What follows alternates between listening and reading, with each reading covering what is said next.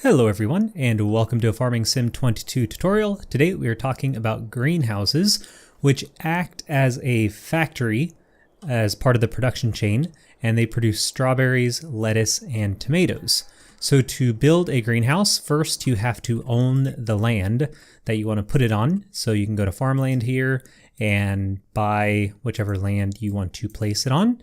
And then you go into the shop, down to others and construction. Go to production and greenhouses, and you have 3 sizes, and the sizes don't affect the rate at which they produce. They just affect how much water and produce they can store, and that's it. So all the greenhouses I have here are large. You can see that you put in water and you get out strawberries, tomatoes, and lettuce, and you just click and you have a greenhouse. So let's look at filling them up with water. You'll need a water tank from the shop, which will be under animals. You can pick any one you want. Just make sure the water symbol is there. So I just have this little one. And then there's a couple ways to get water. I like to go to fresh water sources because they are free. You don't have to spend money for them. So you just back it in to the water, and you'll see in the top left my controls say to start filling.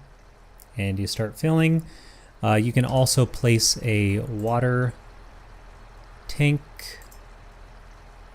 which should be under container. There we go. And you can place that wherever you wish. And you do the same thing, so I'll show you that quickly. And on Elm Creek, you actually start with a water tank on your farm. So again, you just go, it'll say start filling. However, the water tank, you can see in the top right, you have to pay for the water, so it won't be free, and so that'll kind of reduce your cost. And then just go up to the greenhouse and you'll see start overloading and throw in the water, and then you can actually start producing product. So to access the menu, you can either go into a greenhouse and go up to the wrench, or you can just access this from the factory, the production chain menu here in your menu. And here are my 3 greenhouses and the one I just plopped down. So if you look here, you have incoming materials water, and then 2 cycles per hour, it'll produce 64 tomatoes from 64 water. And they each have kind of their own recipe. 2 cycles per hour just means that it'll do this twice per hour. So basically in 1 hour, I will get, 128 tomatoes, but it'll take 128 water. And then you can do the math for the rest. To activate, if you want them on or not, you can hit these buttons down here, deactivate or activate. So if I just want this greenhouse producing tomatoes, I can just activate tomatoes, and then that dot will appear. So this greenhouse will not produce lettuce and strawberries, and that means that it'll basically yield 100% of the tomatoes. It'll give you all of this.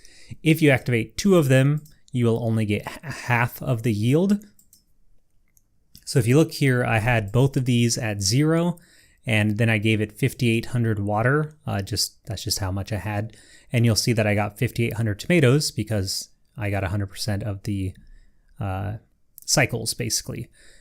This one, I activated tomatoes and lettuce. So you can see here, I got half of the tomatoes that I did up here, because the other half of the cycles went to, or the other half of the water went to lettuce, which you can see here. And then as you would expect, the large greenhouse where I have all 3 activated, I only got 1/3 of the tomatoes. So you can kind of adjust if you need a ton of one produce, just set that one to be activated and not the others. And then over here, you can play around with the output mode. So right now they're all being stored, and so they will kind of be stored until they're at max. They will also fill up the pallets here. These are not counted as stored, but this is full because it only goes up to this rectangle here. And then you can also sell. So if I go to selling, I have 2,900. I can fast forward time a little bit, and you'll see hopefully in a bit. I think maybe if I do the fast forward here, that they are sold. And that just happens automatically, and then you get the money. You don't have to do anything else. Or you can change the output mode to distribute, And if you own another part of the production chain, they will just be automatically distributed to those places. So for example, if we look at the bakery, for cake, you need strawberries. So bakeries will hold strawberries, and mine's full right now.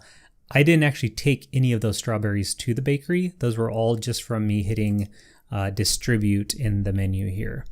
And if you want to do it yourself, the nice thing about all these is that you can pick them up by hand. So you just go up to them and pick them up, put them on your trailer or pickup truck or whatever you want to move your pallets around with, and then you can drive them to the selling point or the production chain factory. So let's quickly look at what you do with tomatoes, strawberries, and lettuce. Here you can sell them, you can see, and then you can just take them right to the selling point.